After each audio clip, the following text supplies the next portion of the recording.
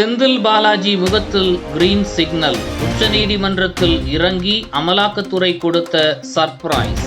செந்தில் பாலாஜியின் ஜாமீன் கோரிய மனு வழக்கில் உச்சநீதிமன்றம் அமலாக்கத்துறைக்கு அதிரடி கேள்விகளை எழுப்பிய நிலையில் விரைவில் ஜாமீன் கிடைக்கும் என எதிர்பார்த்த போது நேற்று நடந்த உச்சநீதிமன்ற விசாரணையில் டெல்லி முன்னாள் துணை முதல்வர் மணீஷ் சிசோடியாவுடன் ஒப்பிட்டு விசாரணை தொடங்கியது.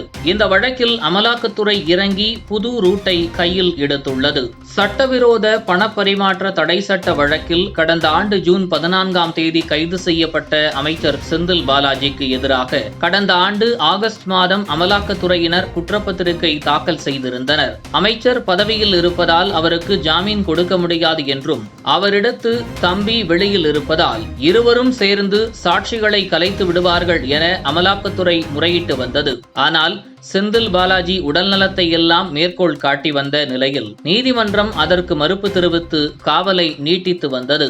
இதனால் அறிவாலயம் கொடுத்த ஐடியாவின்படி அவரை செந்தில் பாலாஜியை வெளியில் கொண்டு வர அமைச்சர் பதவியை ராஜினாமா செய்தது. இருப்பினும் இன்னும் சட்டமன்ற உறுப்பினராக தொடர்ந்து வருகிறார். இந்த வழக்கில் ஜாமீன் கோரி சுப்ரீம் கோர்ட்டிற்கு சென்று முறையிட்டார் செந்தில் பாலாஜி. அமைச்சர் பதவி இல்லாததால் ஜாமீன் கிடைக்கும் என வாய்ப்பிருப்பதாக கூறப்படுகிறது. அவரது ஜாமீன் மனு சில நாட்களுக்கு முன் உச்சநீதிமன்றத்தில் விசாரணைக்கு வந்தது.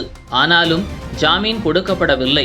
ஏற்கனவே ஆகஸ்ட் முதல் வாரத்தில் செந்தில் பாலாஜி ரிலீஸ் ஆகிவிடுவார், சுதந்திர தினம் முடிந்ததும் ஆகஸ்ட் 17இல் அவர் மீண்டும் அமைச்சராகி விடுவார் என்று செந்தில் பாலாஜி தரப்பிலும் அறிவாலய வட்டாரத்திலும் தீயாக ஒரு தகவல் பரவி வர செந்தில் பாலாஜி முகத்தில் பல்ப் எரிய தொடங்கி இருக்கிறது. அதாவது அமலாக்கத்துறையால் கைது செய்யப்பட்டு சுமார் 1.5 ஆண்டு காலம் சிறைவாசம் அனுபவித்து வந்த ஆம் ஆத்மியின் முன்னாள் துணை முதல்வர் மணீஷ் சிசோடியாவுக்கு நிபந்தனை ஜாமீன் வழங்கியிருக்கிறது நீதிமன்றம். இதனையடுத்து அவர் ரிலீஸ் ஆகவிருக்கிறார். சிசோடியாவுக்கு ஜாமீன் கிடைத்திருப்பதுதான் செந்தில் பாலாஜி தரப்புக்கு உற்சாகத்தை தந்துள்ளதாம். இந்த சந்தோஷத்தில் செந்தில் பாலாஜி தரப்பினர் நேற்று இருந்த ஆர்வத்தில் ஜாமீனோடு காத்திருந்தனர். அப்போது செந்தில் பாலாஜி தரப்பும் அமலாக்கத்துறை தரப்பும் கடுமையான வாதங்களை முன்வைத்தனர். செந்தில் பாலாஜி தரப்பு வாதத்தை பொறுத்தவரை, நான் இப்பொழுது அமைச்சராக இல்லை, அதேபோல் வழக்கில் என்னுடைய எந்தவிதமான தலையீடும் இருக்காது என ஏற்கனவே உறுதியளித்து விட்டேன். மணீஷ் சிசோடியாவுக்கு ஜாமீன் வழங்கப்பட்ட போது கொடுத்த தீர்ப்பு தனக்கும் பொருந்தும் என செந்தில் பாலாஜி தரப்பில் வாதங்கள் வைக்கப்பட்டது. அமலாக்கத்துறை தரப்பில் சிசோடியா வழக்கை செந்தில் பாலாஜி வழக்கோடு முடிச்சு போடாதீர்கள், 2 வழக்குகளின் குற்றமும் தன்மையும் வெவ்வேறு. ஏற்கனவே அமைச்சராக இருந்தபோது இந்த வழக்கில் பல்வேறு தலையீடுகளை செய்ய முயன்றார். தமிழக அரசு இந்த விவகாரத்தில் விசாரணையை தாமதப்படுத்தி இருக்கிறார்கள் உள்ளிட்ட பல காரணங்கள் இருக்கிறது என வாதிட்டது.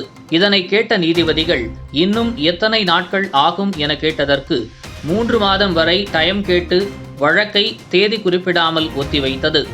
இதனால் கடைசியாக இருந்த சிசோடியா வழக்கை காட்டி ஜாமீன் கேட்கலாம் என நினைத்த நிலையில் தற்போது அதற்கு அமலாக்கத்துறை சரியான அடி கொடுத்துள்ளது. இப்போது சிறையில் இருக்கும் செந்தில் பாலாஜி அடுத்தது என்ன என்று அறிவாலயத்திற்கு தூது விட்டுள்ளாராம். இதுபோன்று முக்கிய நிகழ்வுகள், அரசியல் தகவல்களை ஆழமாகவும் மாறுபட்ட கோணத்திலும் அறிந்து கொள்ள மறக்காமல் உங்கள் IND தமிழ் 24/7 பக்கத்தை பின்பற்றிக் கொள்ளவும். உங்கள் ஒவ்வொரு ஆதரவும் இதுபோன்று பல நிகழ்வுகளின் பின்னணியை அறிய உதவும்.